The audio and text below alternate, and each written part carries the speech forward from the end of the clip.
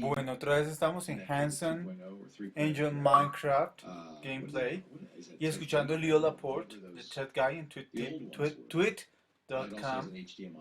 tweet.tv. Es un señor que habla de todos los gadgets, tecnología, de todo lo que ustedes quieran escuchar. What's great is now that Type-C is starting to emerge, is we're starting to see a lot of Type-C devices, adapters. I finally found a card reader that would read camera memory cards using Type-C.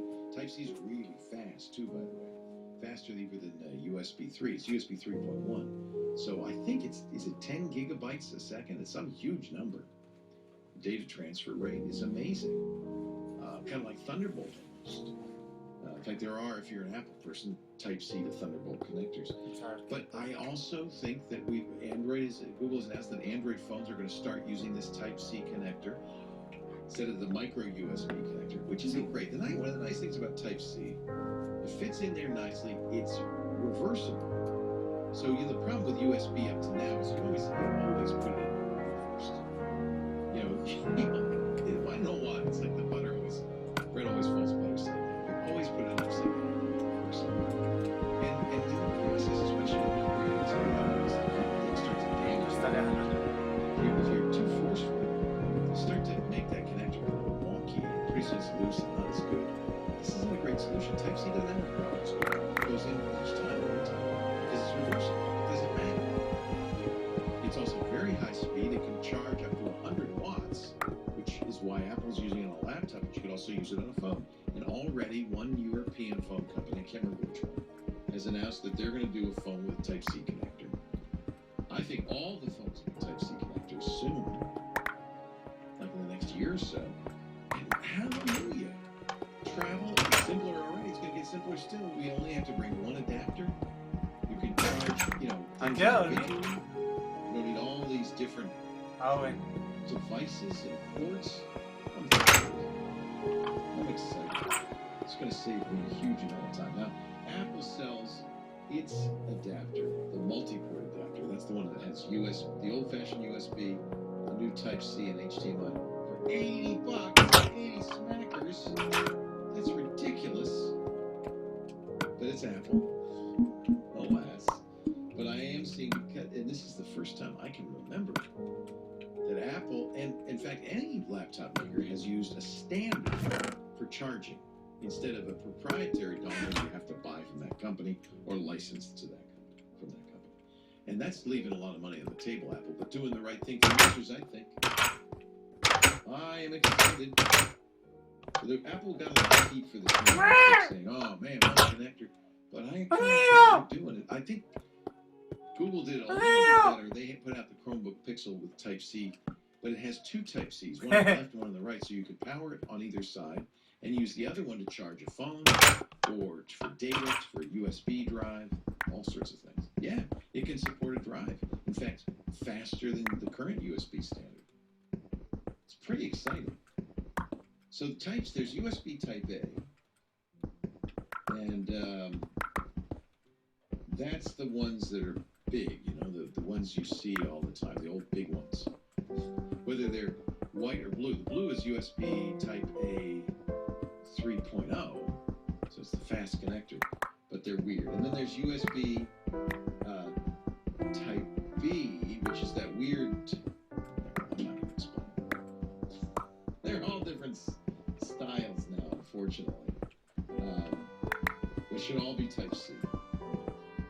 There's USB standard, USB Type B, there's USB standard B, mini B, micro B, USB 3, standard B, USB 3.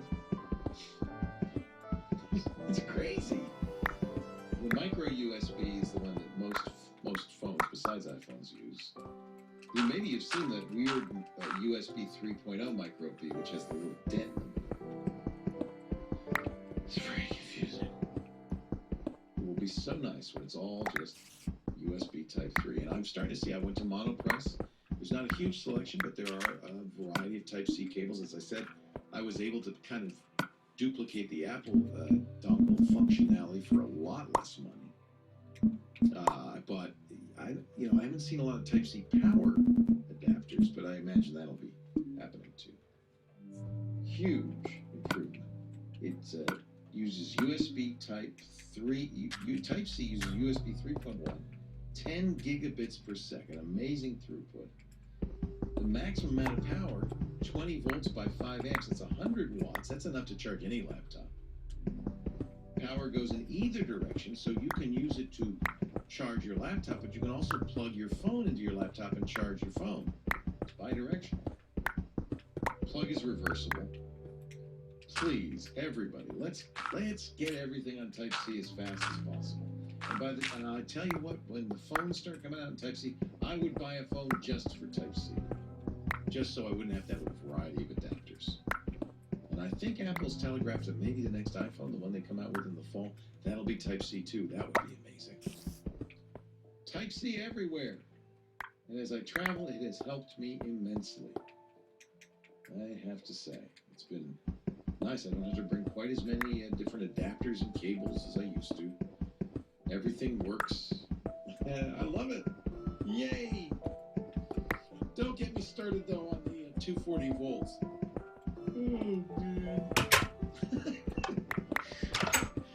Let's put it this way. They know me all across Europe as the fuse blower.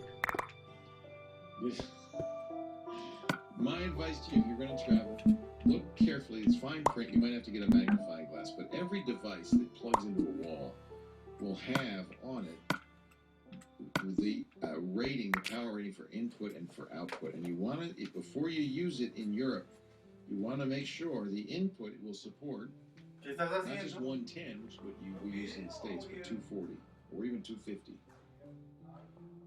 Because, manufacturers, it's a worldwide business now. Most laptops do that. But check. Some hair dryers don't. And man, you plug a 110.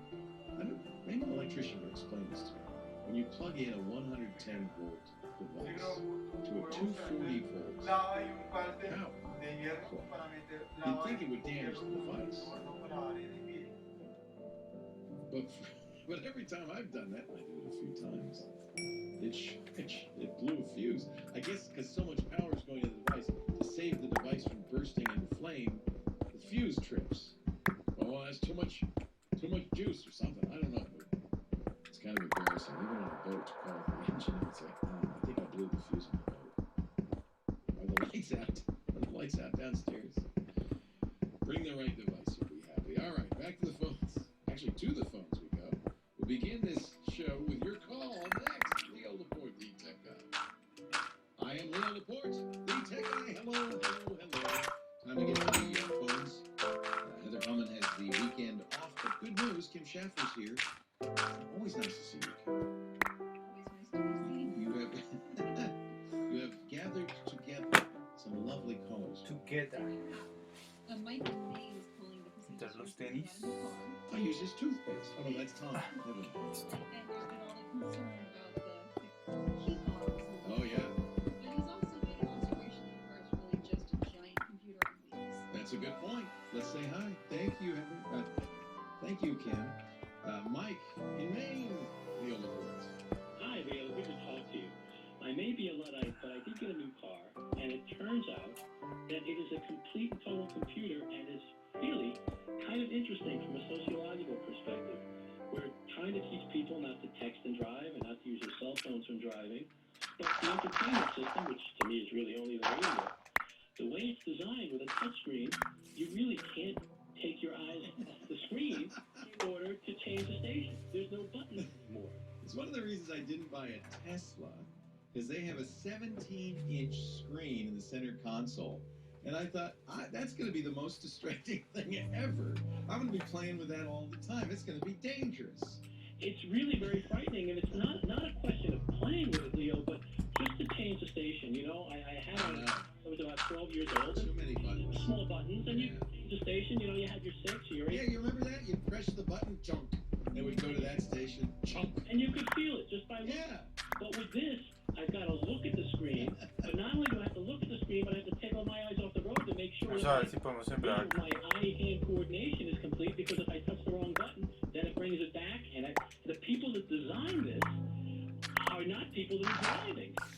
And this particular car, and I don't know if you want me to mention the name. Who is it? It's a Subaru Legacy. Yeah. the the most legacy. user-friendly entertainment center and user interface. I don't know if you know, Mike, but back when John was the CEO of Ford, I interviewed him many times, 3 or 4 times. I spent a lot of time with him. Really liked him. Great guy. And that was one of the things that Ford at the time was very, very worried about. All the car manufacturers were worried that legislation would come down the pipe because we lose thousands of drivers, mostly, I'm sorry to say, teenagers every year, to distracted driving, and it's getting worse. The NHTSA, National Highway Transport Safety Administration, says that at any given daylight moment in the United States, any given daylight moment, 660,000 drivers are distracted looking at their cell phones. Now add the dashboard to that, it's going to be far worse.